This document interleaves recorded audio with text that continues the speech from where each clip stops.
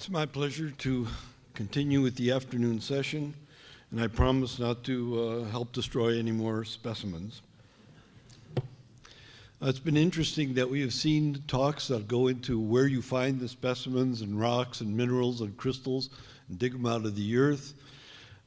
We've seen how you can clean and trim them. We've heard a talk on how you can identify them and the causes of some of the scientific properties of the materials. The next part of it is how do you exhibit these? And our next speaker is the head of the Munich Show, Christoph Kalman. He's come over. He was born in 1975. The Munich Show started something like 10 or 12 or 15 years before he was born, but he is now taking it over.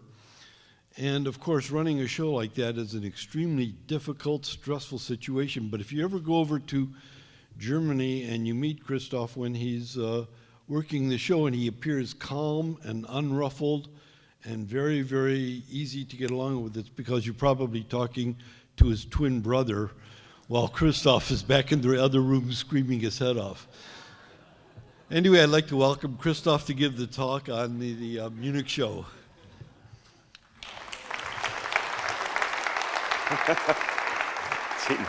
Thank you very much. Thank you.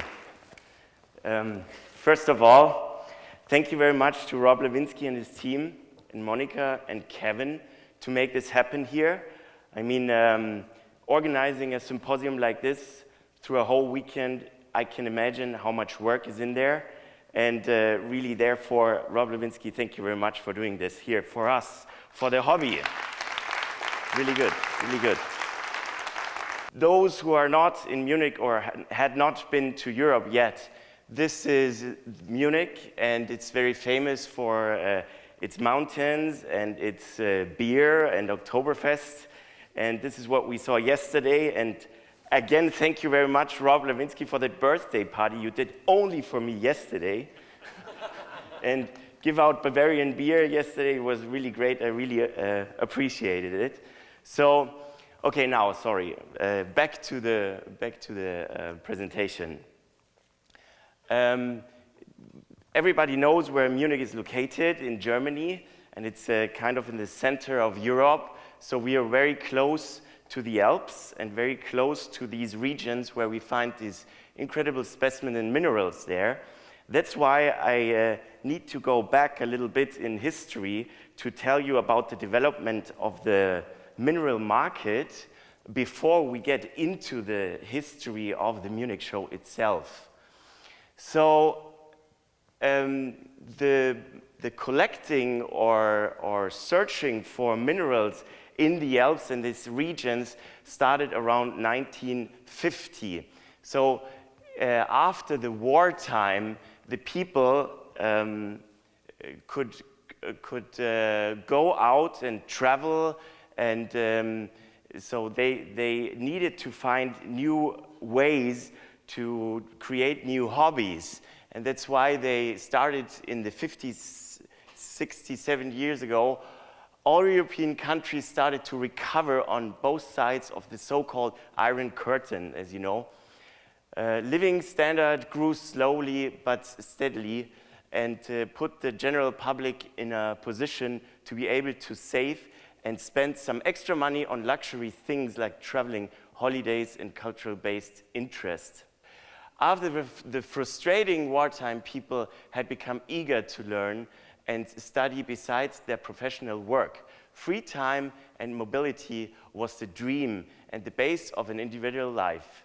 First trips led people into the mountains for vacation, sports, and hobby. Field collecting was born with the chance to move with own cars, and mineral collectors started to go digging in alpine localities or around the famous gem city Ida Oberstein. Around 1963, a hobby starts to become a business. More and more mineral collectors need to communicate with friends nationally and internationally. Additionally, many minerals, especially alpine ones, could not be dug by everyone. Too dangerous, too rare, too special. It's the moment of birth for mineral magazines, by the way. You know the Lapis magazine, you know these other magazines we have here. That's only focusing on the European market now, of course. I mean, I don't know about mineralogical record or when they were found, so sorry for that. I will put this into my presentation when I talk about the Tucson show, though. And collectors' exchanges. In all the historical and current mining areas of the Europe, the collectors got in close contact with the miners and built up personal collections by exchanging or buying over the years. You know Saint Marie? So then collectors started traveling to localities worldwide in Asia, South America, or Africa and bought minerals from local miners, always hunting for extraordinary masterpieces. By doing so, many collectors became professional mineral dealers and started selling at mineral shows, opened up stores, and in recent years also internet shops. A real market developed. As you can see from shows, internet shops, that's a different kind of distribution channels here. Today, official show guides lists more than 350 local shows in Europe, more than 150 in Germany only. International special interest magazines cover interesting stories and inform about latest findings. And numerous websites offer services for collectors, dealers, and scientists. So now we go back to the Munich show directly and follow this and go back in the time again to 1969 when my father founded this show and this marketplace in Munich. In 1964, this was, by the way, the first show poster on the right side, we had 3 nations of dealers with 20 dealers and around 300 visitors. In Europe, mineral collecting started in the 60s of what we now know of the last century, about 15 to 20 years later than in the United States. The first Munich show started as an exchange for a handful of hobby collectors in a Munich beer hall, very close to the Marienplatz, which is in the center of Munich. Here you can see some pictures. It's the first show called Börse at the Pschorr-Keller. This was this restaurant here. And you see the interest of the people to those rocks lying at the table. No lights, but great interest. Notice the booth of Christian Weise. You probably know Christian Weise, who is doing the Lapis magazine. And this was his first booth here. Where is this? It was his first shop with Christian Weise and my father ran in these early times. And here's my mother in 1965 at our own fair selling geodes from Ida Oberstein and emeralds from Habachtal. Pretty interesting. 1972, that's, by the way, before I was born.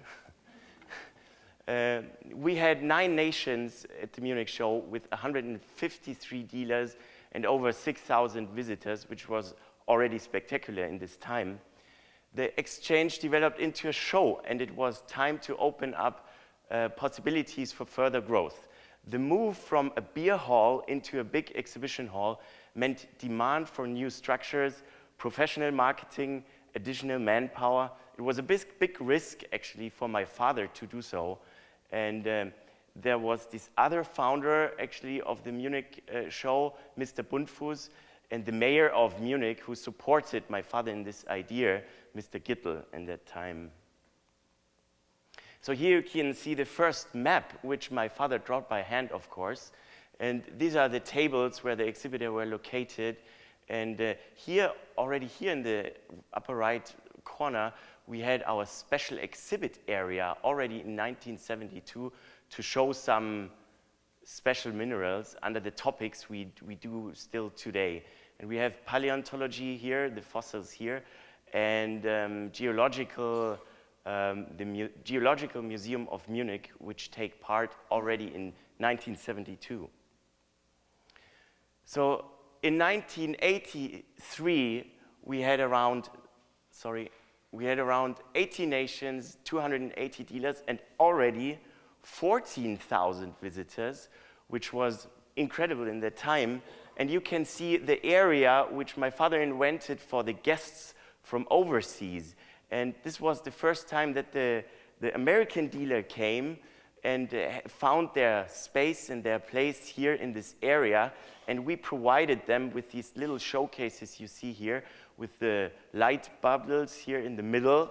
So when you go to the show nowadays, you can still see those showcases on these tables in the overseas section, but a little bit more modern light, of course. So in 1983, you can see the development of already the boosters and the tables here. It was still in one hall of the old fair Messe, which was very close to the famous Oktoberfest in Munich. But it was never the same time as the Oktoberfest. Otherwise, everybody would probably exit here and go to beer drinking. So this risk was too high for my father. Okay, special highlight here in 1983 was the visit of the most important German scientist in mineralogy, Professor Paul Ramdor, you probably know, and Professor Hugo Strunz from the University of Berlin, who made all these mineralogical science work, and they are pretty famous in this mineralogical chemistry. So then in 1993, a young man from the United States assisted the well-known dealer Herbert Boda in setting up his showcase in Munich very carefully, learning by doing. Meanwhile, he has become the director of the Houston Museum of Natural Science. You probably know this guy. So, and you can see in that same time, 1993, we had around 700 dealers already, 600 to 700 dealers, and we had 5 halls at the old fair venue in Munich, which was pretty big already in 1993. So, and then in 2000, moving into 3 big halls of the new venue at the Trade Fair Center on a surface of 360,000 square feet was another major milestone in the recent past for our company and for the fair. And this is probably the same what Rob Lewinsky is doing now for his gallery, moving it into a huge facility, and you're doing a big step in that thing now, and I wish you all the best that this vision and this dream, Rob, come true for you. So 1998, this was, sorry, this is a wrong page here, but I just wanted to mention the 1998, there was the entrance of the halls here, and you probably, those who had been at the Munich Show already, remember the old Desert Inn, which we built up here in the Munich Show, which was an incredible idea of my father to bring a little bit Tucson into Munich. And you know, he built up this area here with beds and telephones and things like that, and he shipped over a big container when they teared down the old Desert Inn hotel in Tucson. So, and I never understood what he really wanted to do with this idea, but it was probably one of the most interesting things for our American visitors coming to the show and realize, okay, there's a little bit America also in Germany. This is very funny. In 2000, we had these 2 halls because the Munich Fair Company told us that we do not have any place anymore at the fair company, and they switched the dates to the 6th and 8th of October, very, very early in that month, and we only could have 2 halls, 2 exhibition halls, where we had to reduce or push all the exhibitors together, which was an incredible work to do, and it was very, very narrow, the whole fair, and it was one of my biggest pressure fairs we had in history. In 2007, it was a big moment for my personal life. After 43 years of building up and growing the Munich Show, my father handed over the responsibility to take care of his child to me here with this key, you know. In 2009, after years of growth within the existing 3 halls, 2009 was the time to open up a 4th hall. An extra surface of 120,000 square feet had to be filled with exhibitors, a risk, great risk for a small company like us. We are a small family company. It was also time to meet the growing demand from the gem and jewelry business, the moment of birth of the gem world.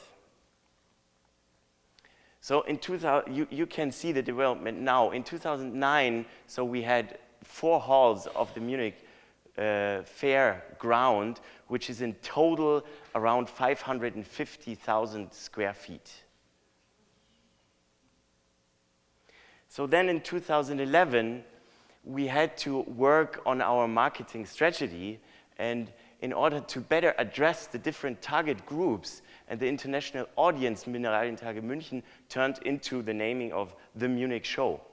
Meanwhile, 4 different words represent the diverse merchandise at the Munich Show. It's what we show to our targets group. It's first of all, of course, the mineral world, which was developed in the years before, but also together with the fossils.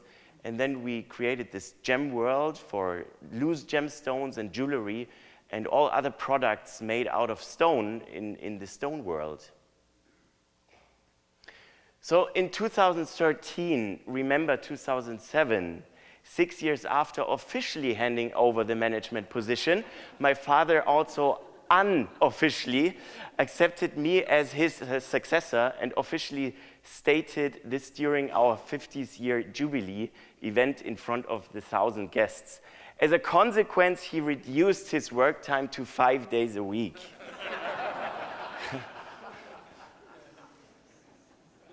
So today, the Munich Show is around 40,000 visitors in those 3 days, with approximately 1,240 dealers and an area of 500,000 to 550,000 square feet.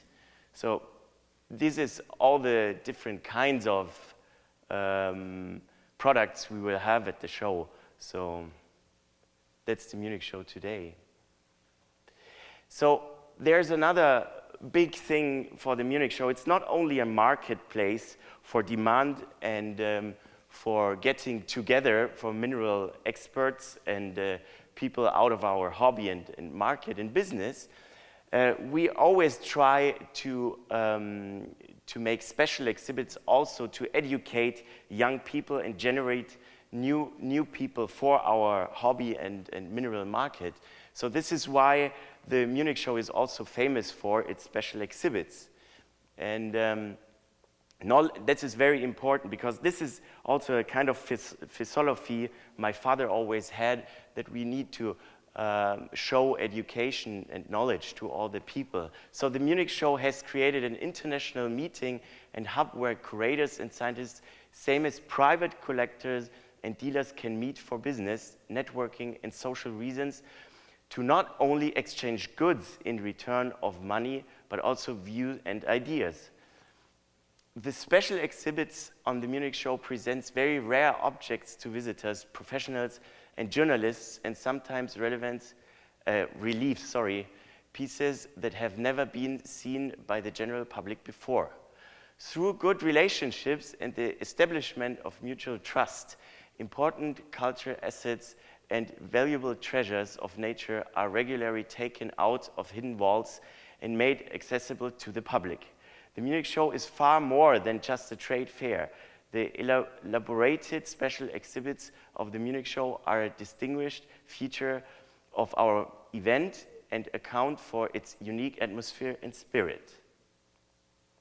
So in 1978, it started, of course, with my father, and he went to our zoo in Munich and said, "Hey guys, can I rent an elephant?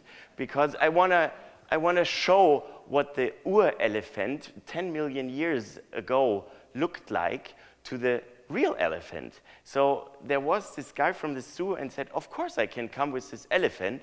And he presented the fossil and the real elephant in the same time, which was an incredible idea and impact for the press and the public. It's just crazy, in my opinion.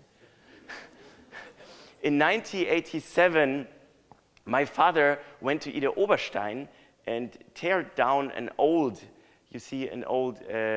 gem factory and build it up again in Munich to show the public how people cut and polish gemstones. Also, incredible.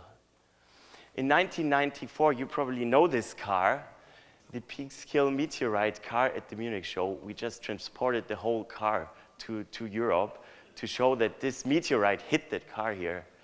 And I remember that because there was the designer of our fair who put a little machine underneath that car which created that fog.